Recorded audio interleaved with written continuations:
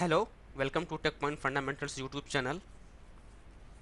Today we will learn what is virtual methods and how we can override a virtual method in C Sharp.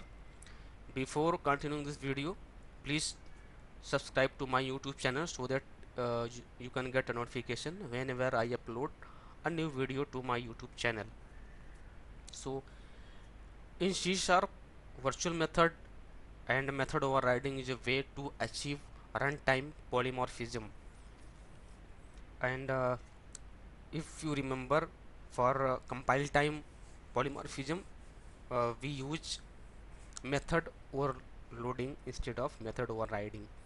So our agenda is to cover this only method overriding, not method overloading. We will create a separate video on that topic. So just focus on how we can override or how we can achieve the runtime polymorphism in C Sharp. So virtual, by making a method as virtual, uh, we allowing that particular method to be overridden in the derived class. So whenever you make any member as virtual, so the inheriting class may be used your default implementation of the base class, or the child class or derived class may override that default implementation based on their requirements, right? So there are some rules and regulation also which you have to follow whenever you want to make any method as virtual. So let's see that point as well. And along with this topics, I have just typed a simple console application with virtual methods. So we will see points one by one. The virtual keyword must be used to make a method virtual because all the methods are non-virtual by default, and you cannot override a non-virtual method, right? The virtual keyword must be used before the return type of the method. If you see here, this is a virtual method, and it is this virtual keyword is used just before this return type, that is void. Access modifier of the virtual method should be the same in both base class and its derived class, right? This is the base class and this one is the derived class, right? So if you see, this display method access modifier is public, and also in the derived class it must be public, otherwise you will get a compile time error. If you want to make this internal, you will get a error message, you cannot change the access modifier.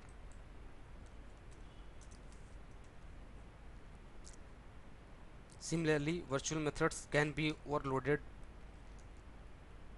in this class. If you see clearly, these two methods are overloaded. This display method is parameterless while this one is parameterized, so you can also overload the virtual methods. Virtual methods can have both out and ref type parameters like normal methods. If derived class also have a method with the same name and signature as the base class virtual method, then the base class method will be hidden in the derived class, right? In this example, if you see, there is a method name show, and this child class which inherits from this base class also define a member with the same name and signature. So what will happen in that case? This definition will hide the same base class method, that is show. We will see when I will run this program what happen when you have hidden that base class member. A virtual method can be overridden to sealed also in the derived class, like abstract class. In this derived class, if you see, I have overridden this print method as sealed, so you can also override any member as sealed in the derived class to make this member as final. If you new to this sealed method and sealed class and sealed modifier, so please do visit my YouTube channel. I have created a video on that topic. So this one, sealed class and sealed method in C sharp, I will also provide the link for this video so that you can get this video easily.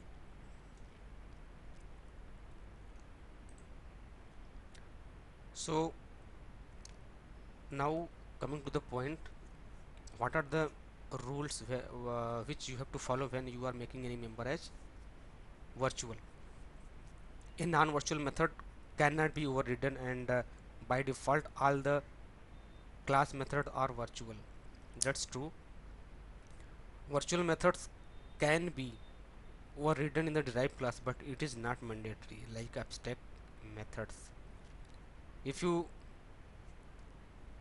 don't remember what is the abstract method and how we can override this, so I have already created a video on that topic, abstract class and abstract method. I will recommend you to please watch this video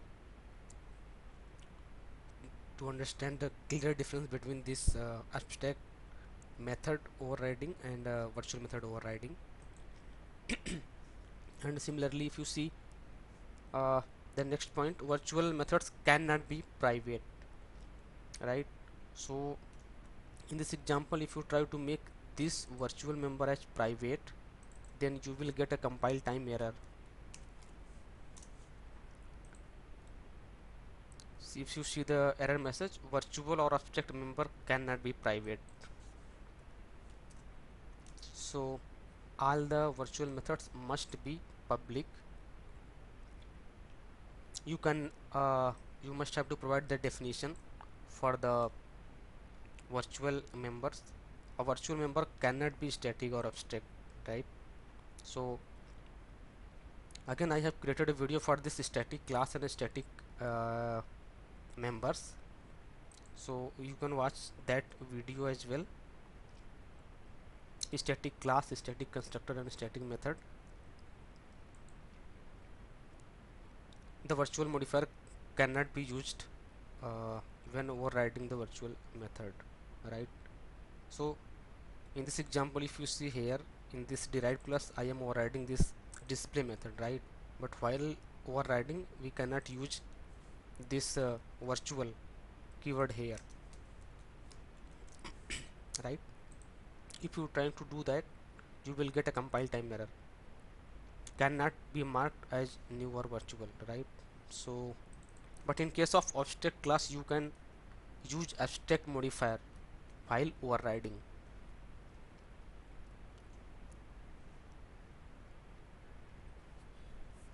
A constructor or destructor cannot be virtual, but if you remember, in case of C++, virtual destructors were allowed. Okay, and that in that case, in this example, if you see, this is the destructor and this one is a instance constructor, so you cannot use virtual.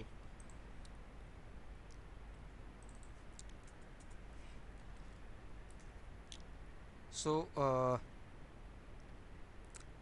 method overriding, as we see in the example, we have to provide this override keyword and without virtual modifier. So if you run this program, then what happen? Let me run the program, and if you see, if you run this base class, then all the base class versions are called base class. If you see, all the methods of base class is executed, but when you uh, call the method by this derived class here, if you see this derived class, then the method which you have overridden in this derived class are called from this derived class version. The method which are not overridden in this derived class, the base version definition will be called. if you see, display method of derived class is called, right, because we have overridden this member in the derived class. Similarly, if you see the display method that was parameterized, the base definition is called because we have not overridden that member in this derived class. Again, print method is called from this derived class definition, right? The member, this print method is overridden in this derived class, so this definition will be called, not the base class. Similarly, if you see the show method, we have not overridden that show method in this derived class, so the base class definition will be called here. Similarly, in the case of child class, this child class, we have not overridden any of the base class member, but we have hidden this show method. So if you see, all the definition of base class are called, but the last one, that is the show method, is called from this child class, right? Because we have not overridden this member, but we have hidden this base class show method by providing new implementation in this child class. So I will create a separate video on method hiding or shadowing in C#. Please keep an eye on my YouTube channel. So finally, what is the difference between these two, abstract method and virtual method? So when